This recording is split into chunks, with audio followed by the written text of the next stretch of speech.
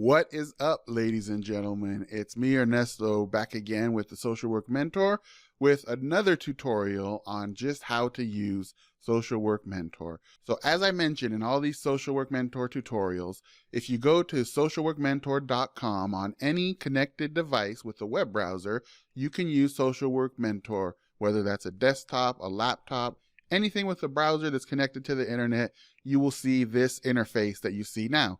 You can also, if you use an Android device, download an app that looks very similar to this on the Google Play Store.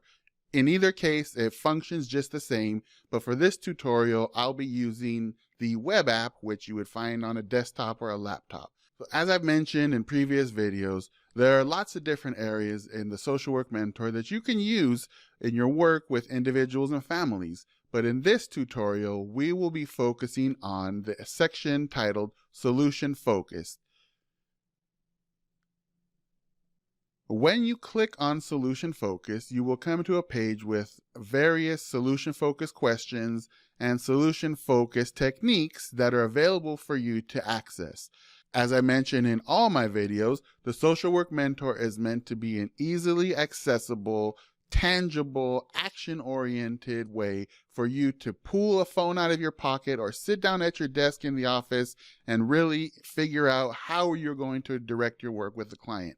So with that in mind, I'll be explaining to you in this tutorial the preferred future question. So when you click on Preferred Future Question, that section will open up and provide for you a brief description of just what the preferred future question is. Now, I would venture to guess that most of the families that you work with, or at least a significant percentage, are going through some challenging times, or as most of us do, have some challenges in front of us or in front of them. And so in those times in life, it can sometimes be difficult to really envision the future that you want to work towards. And if you're working with a family, whether you're a social worker, a case manager, a clinician, you really want to identify what is it that we're going to be working towards, because obviously that is going to help you to devise your plan of just how you'll work with this individual or this family. If you're creating a treatment plan or a case plan and you're trying to put in services, you're going to want to know, where are we going? What is the client's vision for what they want their future to look like? Sometimes we have our own ideas or sometimes even mandates of what we need part of their future to look like. Those may be mandated by the court or various other bodies that are telling a client what they must do. But the preferred future question allows the client to have a voice in that future and express to you what they envision for themselves. So given that sometimes there are parts of a plan or a treatment plan or a case plan that can't be modified because, as I mentioned, they may be mandated services that need to happen, even though some parts of a plan may be predetermined through a court mandate or something along those lines, a client can still be a part of the process of defining the future. It's important that you are very clear and transparent with your client about the limitations of what your work together may look like. You don't want to set up an expectation for them to say that they have a particular vision for their future when there are things in place that may not allow for that currently, whether they're incarcerated or have some restrictions on parts of their life because of law enforcement or other court mandated things.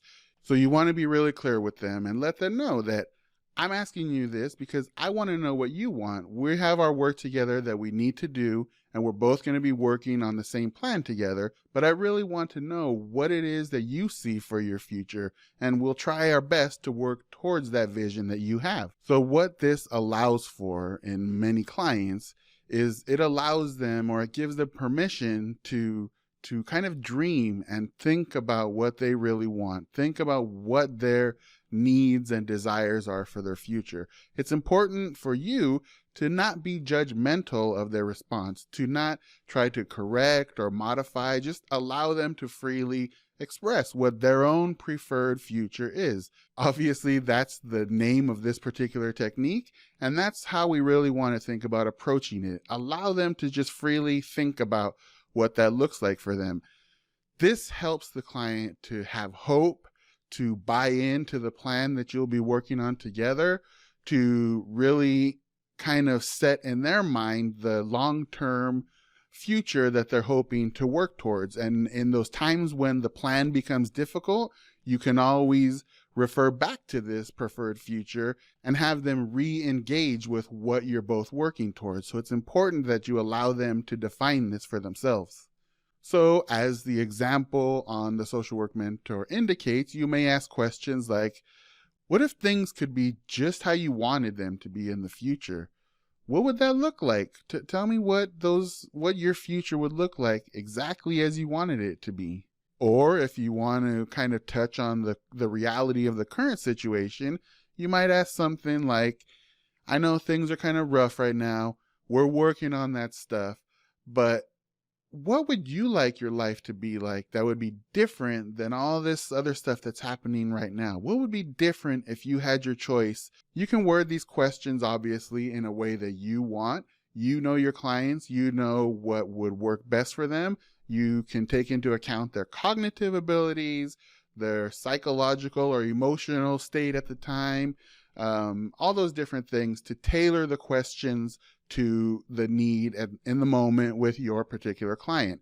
But the idea is that you just want them to do those things that I mentioned. Allow them to envision a future, to vocalize what they want their future to be, to even kind of differentiate between what their current situation is, but what they're working towards. These things, all of these things help root the client in the reality of the current situation, but allows them the freedom and the ability to think forward and to, as I mentioned, kind of dream towards what you'll be working for. This may not be the session that you're going to get to the nuts and bolts of how you'll get to this future or how you'll move through your case plan. The conversation may go there where not only do they define their preferred future, but you may begin the early steps of thinking about what specific behaviors or modifications need to happen to get there, but don't pressure yourself too much. This question is really just meant to kind of set that vision, set that future, kind of provide the framework by which or for which you will be working on the case plan together. So I hope this makes sense. I hope this technique, the preferred future question, is helpful for you when working with the client to help them define what their future looks like and to help both of you define what your relationship will look like as you work together towards either a goal defined by some outside entity and or the goal and the preferred future defined by the client. So that's it for this tutorial. Make sure you like this video or you follow me in some way, because as I come up with each new tutorial for all the different sections in Social Work Mentor, you'll want to be notified so you don't miss out and you know just how to use the Social Work Mentor in your day-to-day work with individuals, families, and communities. So I hope this one was helpful, and I will see you in the next one.